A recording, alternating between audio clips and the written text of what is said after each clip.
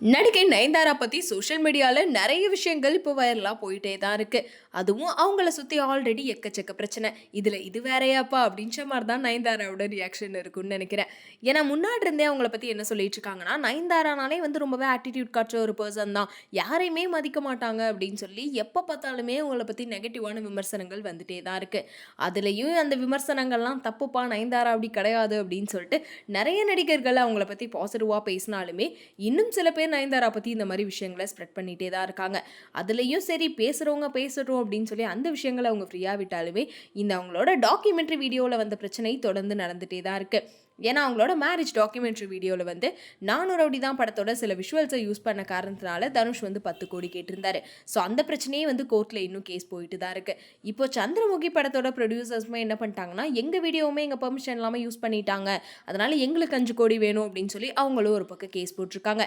So இப்படி தொடர்ந்து இந்த பிரச்சனைகள் போயிட்டு இருக்கப்போ ஒரு டாக்குமெண்ட்ரி வீடியோ வந்து ரிலீஸ் பண்ணிட்டு நம்ம பண்ற பாடு இருக்கே அப்படின்ற மாதிரி இவங்க 2 பேத்துக்கும் இப்போ பணம் கொடுக்கணுமே அப்படின்னு சொல்லிட்டு தான் நயன்தாரா எப்படி இதை ஹேண்டில் பண்ண போறாங்க அப்படின்னு சொல்லி நயன்தாராவோட ரசிகர்கள் கேட்டுட்டு இருந்தாங்க. இன்னும் சில பேர் வந்து நயன்தாரா ஏன் இப்படி பண்றாங்க, பெர்மிஷன் வாங்கிட்டே பண்ணிடலாம்ல, இவங்களே ஏதாப்பா பிரச்சனையை கிரியேட் பண்ணிக்கிறாங்க அப்படின்னு சொல்லி நயன்தாராக்கு எதிராகவுமே நிறைய பேர் பேசிட்டு தான் இருக்காங்க. அதை தொடர்ந்து ஸோ ஆல்ரெடி அந்த பிரச்சனையும் முடியாமல் இருந்துச்சு. அதுலேயும் இப்போ ரீசெண்டாக வந்து இந்த போதைப் பொருள் வழக்கில் வந்து ஸ்ரீகாந்த், அதுக்கப்புறம் வந்து ஆக்டர் கிருஷ்ணா, இவங்க எல்லாருமே சிக்கிட்டு இருந்தாங்க. ஸோ இன்னுமே நிறைய டேரக்டர்ஸ்லாம் வந்து அதில் வந்து இன்வால்வ் ஆயிருக்காங்க அப்படின்ற மாதிரி விக்னேஷ் சிவனோட பேர் வந்து அடிக்கடி அதில் அடிபட்டுட்டு தான் இருந்துச்சு. ஸோ அவருமே இந்த நைட் பார்ட்டியெல்லாம் வந்து அட்டன் பண்ணியிருக்காரு, அவர் தான் இது முக்கிய காரணமே அப்படின்ற மாதிரி கொஞ்ச நாளாகவே விக்னேஷ் சிவனோட பேர் வந்து ரூமராக போயிட்டே தான் இருந்துச்சு. இந்த நிலையில் நயன்தாரா அவங்களோட இன்ஸ்டாகிராம் ஸ்டோரியில் ஒரு விஷயத்த ஷேர் பண்ணாங்க அப்படின்னு சொல்லி சோஷியல் மீடியா ஃபுல்லாகவே ஒரு ஸ்டோரி வந்து செம்ம வயலாக போயிட்டு இருக்கு. அதாவது விக்னேஷ் சிவன் நயன்தாராவோட ஃபோட்டோ போட்டு, முட்டாள்களை கல்யாணம் பண்ணாவே இதுதான் பிரச்சனை, ஸோ முட்டாள்தனமான புருஷன் பண்ணுறதுக்கெலாம் நான் பொறுப்பாக முடியாது, தயவு செஞ்சு என்னை தனியாக வச்சுங்க, நான் எல்லாத்தையுமே முடிச்சுக்கிட்டேன் அப்படின்ற மாதிரி அவங்க ஒரு ஸ்டோரி போட்டாங்க அப்படின்னு சொல்லி ஒரு போஸ்ட் வந்து செம்ம வயலாக சோஷியல் மீடியாவில் போயிட்டு இருக்கு. ஸோ அதை பார்த்து எல்லாருமே நயன்தாரா தான் உண்மையாலுமே இதை போட்டாங்களா அப்படின்னு சொல்லி செம்ம ஷாக்கில் இருக்காங்க. இன்னும் சில பேர் அதை வச்சு என்ன பேச ஆரம்பிச்சிட்டாங்கன்னா, அப்போ நயன்தாரா விக்னேஷ் வந்து டைவர்ஸ் பண்ண போகிறாங்க போல, ஸோ இவங்களுக்குள்ளேயுமே இப்போ டைவர்ஸ் ஆக போது என்னப்பா அப்படின்ற மாதிரி எல்லாரும் பேச ஆரம்பிச்சிட்டாங்க.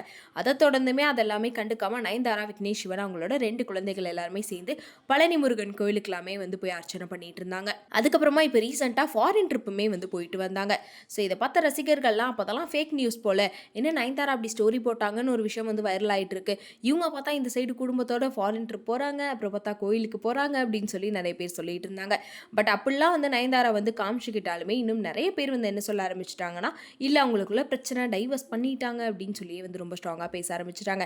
இப்போ இது எல்லாத்துக்குமே முற்றுப்புள்ளி வைக்கிற மாதிரி வந்து நயன்தாரா ஒரு ஸ்டோரி வந்து அவங்களே ஷேர் பண்ணியிருக்காங்க. அதில் வந்து என்ன போட்டிருக்காங்கன்னா, விக்னேஷ் சிவனும் நயன்தாராவும் இருக்க பிக்க போட்டு, இந்த மாதிரி எங்களை பற்றி இந்த மாதிரி தப்பான நியூஸ்லாம் வந்து ஸ்ப்ரெட் ஆகிறதுக்கு எங்களோட ரியாக்ஷன் இதுதான் அப்படின்னு சொல்லிட்டு ஒரு ரியாக்ஷன் கொடுத்து ஒரு ஸ்டோரி வந்து ஷேர் பண்ணியிருக்காங்க. ஸோ இதை பார்த்த நிறைய பேர் வந்து அவங்களே வந்து அதெல்லாம் ஃபேக் நியூஸ் தான், ஸோ எதுக்கு இப்பெல்லாம் ஸ்ப்ரெட் பண்ணுறீங்க அப்படின்றத வந்து அவங்களே வந்து எங்கள் 2 பேத்துக்கு டைவர்ஸ் ஆகலை, நாங்கள் சேர்ந்து தான் இருக்கோம் அப்படின்றத கன்ஃபார்ம் பண்ணுற மாதிரி ஒரு ஸ்டோரி போட்டாங்க அப்படின்னு சொல்லி இந்த பிரச்சனையை வந்து இப்போ முடிச்சு வச்சிருக்காங்க.